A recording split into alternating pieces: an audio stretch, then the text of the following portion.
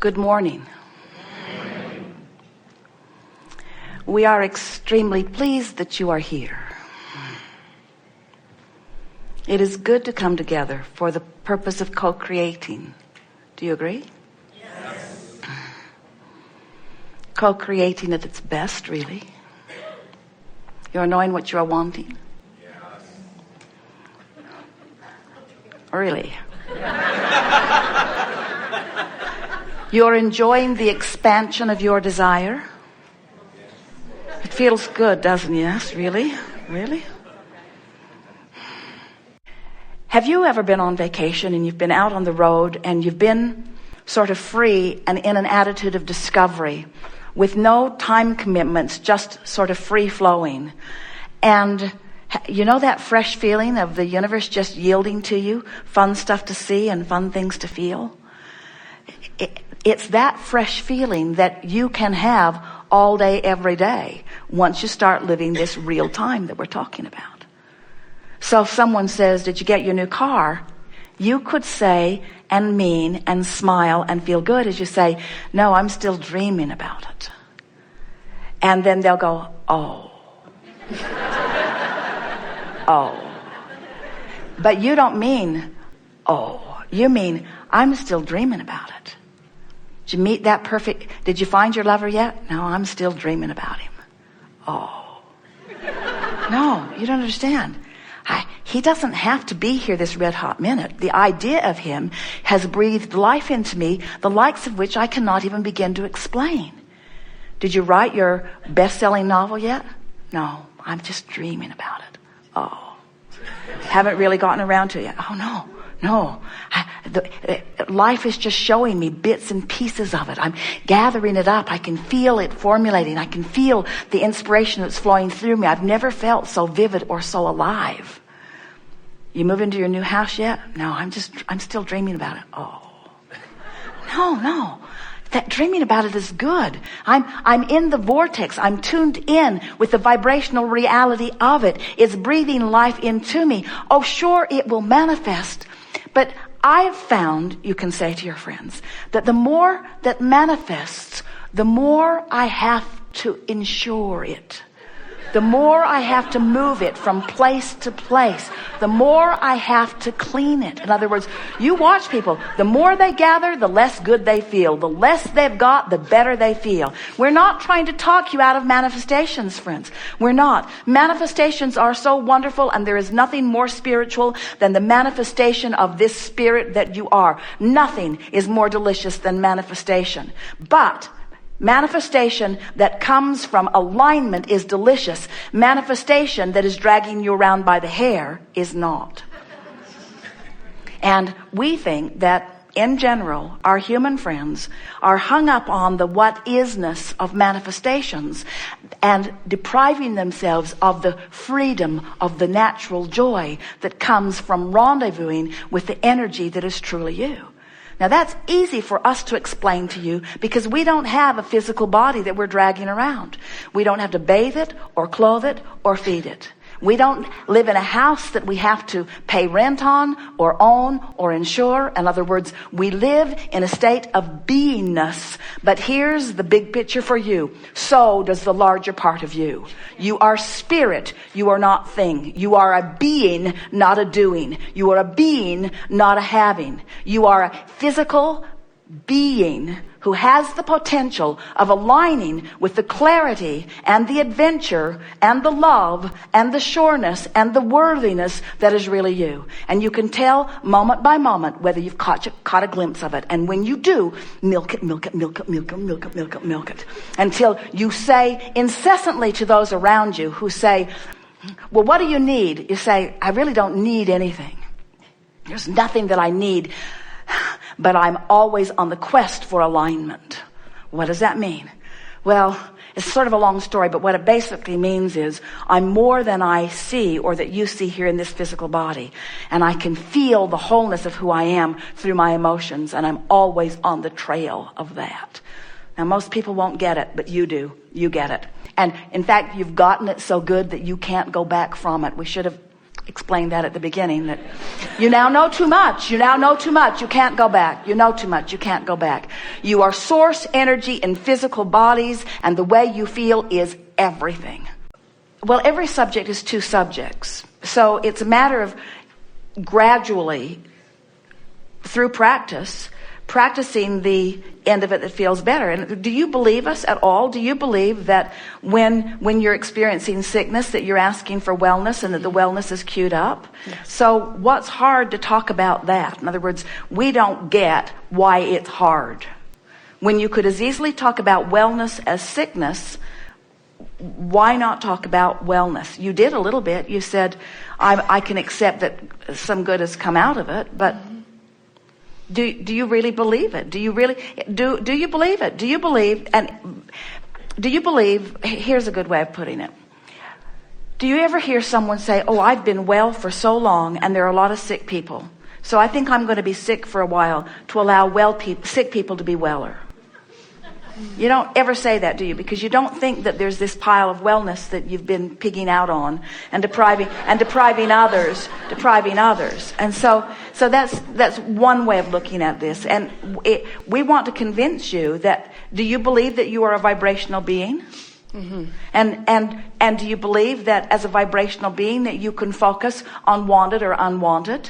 Yes. So what is this insatiable appetite, and it's not just yours, almost all humans have it, of wanting to explain what is? What is the big deal about what is? What's the big deal about what is? Is it, you know what it really is? I'm running around with a whole lot of other humans who have forgotten who they are, that don't remember about the vortex, who have trained themselves away from caring about how they feel. And we are, for the most part, just a big human complaining pity party.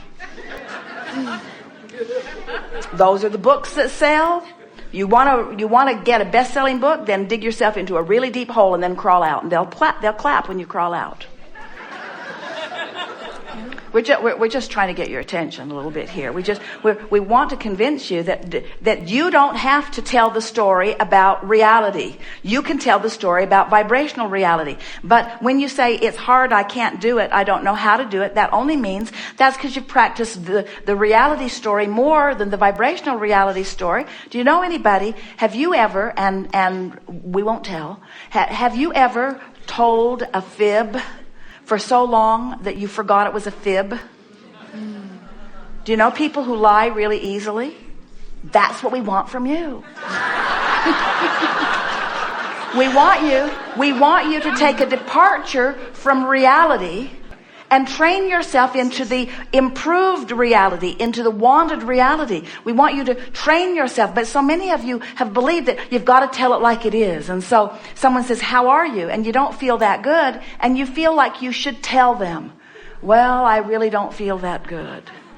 And they didn't really care. They didn't really mean, "How are you?" They meant, "Hi." So just practice as best you can. And so the answer to your question is, how can you practice the better feeling when the reality isn't there yet? And we say, catch yourself at the best moments that you can find and emphasize that to yourself. And do it over and over again. Just find the best feeling moment that you can find and practice it from then. And it is our promise to you. It will get better and better and better and better and better. So now, speculate just for a little bit. Think about how, have you ever, let's find some simple ideas. Have you ever got an idea that you'd like to refurbish your house or buy new furniture? And do you remember that, how good it felt? Do you ever look through catalogs and kind of start forming an image of how you'd like it to look? And didn't it feel better than when you got into the throes of trying to gather it all up? Or pay for it? Or find someone who could coordinate it? In other words, isn't it easier to feel good in the envisioning stage? And what we want you to come along, and we can feel you starting to move with us. What we want you, if we could convince you that your life is about the way you feel, then it wouldn't matter to you if you're dreaming the new furniture or if you're placing it. If we've really convinced you that how you feel is where it's at. So movie makers just keep dreaming new movies. Authors just keep dreaming new books. Songwriters just keep writing new songs. The creative people never rest on their laurels. The happy creative people only stay happy and creative because they keep writing the next song. You see what we're getting at? They keep painting the next painting. Do you really think the world needs another painting? No, but painters want to paint. Sculptors want to sculpt. Songwriters want to write songs. Musicians want to make music. In other words, you're getting the hang of it, aren't you? In other words, you want to flow the energy. That's how you mold the clay. You want to flow the energy. You want to think the good feeling thoughts. You want to sing the good feeling songs. You want to think the good feeling thoughts. You want to think the good feeling thoughts. You want to think the good feeling thoughts. You don't want to think bad feeling thoughts. You want to think the good feeling thoughts. Now think about it. As we watch people building empires, as we watch relationships coming together, as we watch movements coming into being, do you know that far and away the majority of the movement happens before there is any physical stuff that even comes into being? In other words, as you dream your empire, as you dream your dream employees, as you dream your dream product, as you dream the world's response to it, as you dream that, it's all pure because there's no reality that's clashing with it. You got to dream it as you wanted to dream it. But when you start facing reality and reality clashes with the dream, that's when you lose your connection, and that's when your dream slows down. For example, because the laws of the universe are always working for you to show you this. There's not a shred of evidence anywhere in the universe to the contrary of what we're speaking here. So as you hear it and you begin watching for it, it will show itself to you over and over again till you'll feel your own true power. So let's say, have you ever had an experience, it's more prevalent with men than women, but it happens, where you are having a fist fight with someone. You've actually come to blows. But there was a point before you, or before someone, we'll say you, threw that first punch. There was a point where you could have held that punch back and it would have been better. Because your nose wouldn't have been broken. And you wouldn't now be in jail. In other words, there was a point where if you had used a little willpower, a little personal motivation, you could have pulled the punch back, and even though you were so mad you were spitting bullets, it would have been better because it got worse once the action happened from outside the vortex. You following? Mm-hmm. Have you ever been in the midst of an argument with someone where the more you spewed, the worse it got? It just got bigger and badder and bigger and badder and bigger and badder till it came to blows. Wasn't there a point where if you could have just held back, it would have been better? Aren't there things you have said that you just wish you hadn't said? But once you've crossed that sensitive line, it's crossed. In other words, you can't really take that perspective back. So in the same way that you could pull back your fists, or you could pull back those venomous words, you can also pull back those thoughts, because the thoughts lead to the words and the words lead to the behavior. In other words, it's all part of the expansion process, because as we've been saying to you for years, if you've got negative emotion and you don't know what it means and you don't do something about diluting it and replacing it with better feelings, don't worry, it will get bigger. Because law of attraction insists that it will. And if you still don't do something about it, it will get bigger. And if you still don't do something about it, it will get bigger. Law of attraction insists that it will. And the thing that's so interesting, and this is what we so want you to hear, leading edge creators out here on the leading edge, hearing things for the first time today ever, as that whirlwind, as that vortex of what you don't want gets bigger, as that problem gets bigger, so does the solution. And it is the relationship between the problem getting bigger and the solution that gets bigger that equals the strain within you. In other words, we so want you to hear that, and you said something similar to that to us when you sat down. If the problem didn't get this big, then the solution wouldn't be this big. So the question really is, how big a price am I willing to pay for my solutions? And we want to say to you, we think you're done. In other words, you've got enough in this vortex to keep you busy for 20 or 30 lifetimes.